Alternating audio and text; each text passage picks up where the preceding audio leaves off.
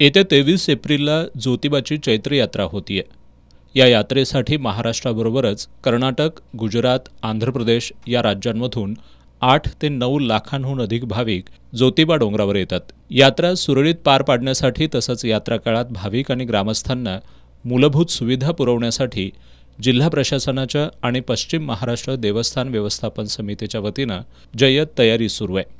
या पार्श्वभूमीवर पन्हाळा शाहूवाडीचे उपविभागीय अधिकारी समीर शिंगटे यांनी प्रशासनाच्या सर्व विभागांच्या प्रमुखांकडून आढावा घेतला। लोकसभा निवडणुकीच्या कालावधीत ज्योतिबाची चैत्र यात्रा होत असल्यानं त्याचं नियोजन योग्य पद्धतीनं करण्यासाठी भाविकांच्या सुरक्षेच्या दृष्टिकोनातून आवश्यक त्या उपाययोजना करण्याबाबत प्रांताधिकारी शिंगटे यांनी अधिकाऱ्यांना सूचना दिल्या। ज्योतिबा डोंगरावरील अतिक्रमणं काढणं, स्वच्छतेवर भर देणं यासह विविध विभागांनी आवश्यक त्या उपाययोजना राबवाव्यात असं प्रांताधिकारी शिंगटे यांनी सूचित केलं।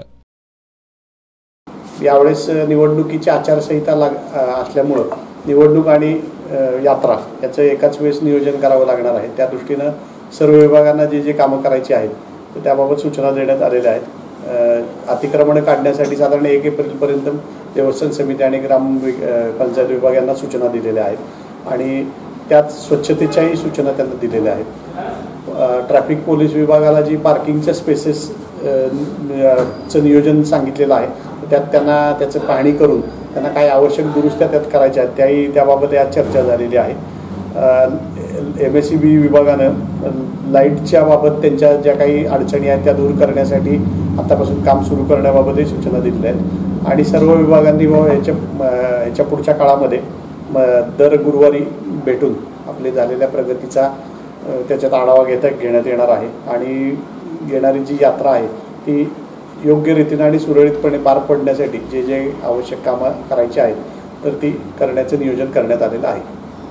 आढावा बैठकीवेळी पन्हाळ्याच्या तहसीलदार माधवी शिंदे, उपविभागीय पोलीस अधिकारी अप्पासाहेब पवार, देवस्थान समितीचे सचिव सुशांत बनसोडे, गटविकास अधिकारी सोनाली माडकर, कोडोली पोलीस ठाण्याचे सहाय्यक पोलीस निरीक्षक कैलास कोडग, ज्योतिबा मंदिराचे व्यवस्थापक धैर्यशील तिवले, पोलीस उपनिरीक्षक मनोज कदम, मंडल अधिकारी वासंती पाटील, तलाठी रमेश वळिवडेकर यांच्यासह जिल्हा प्रशासनातील विविध विभागांचे अधिकारी आणि कर्मचारी उपस्थित होते।